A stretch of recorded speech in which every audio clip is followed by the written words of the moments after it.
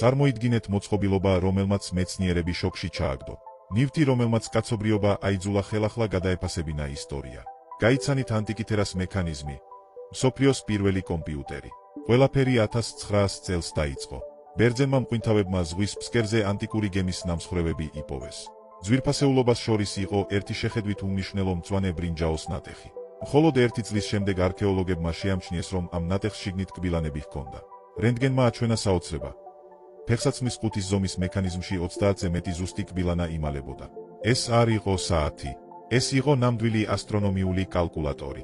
მას შეეძლო პლანეტების მოძრაობის, მთვარის ფაზებისა და მზის დაბნელების ზუსტი დროის პროგნოზირება.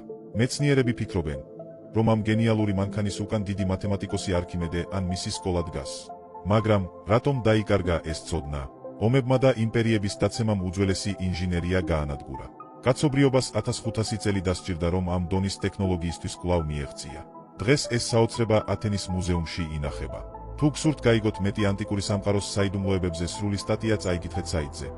ცნობისთვის წერტილი.com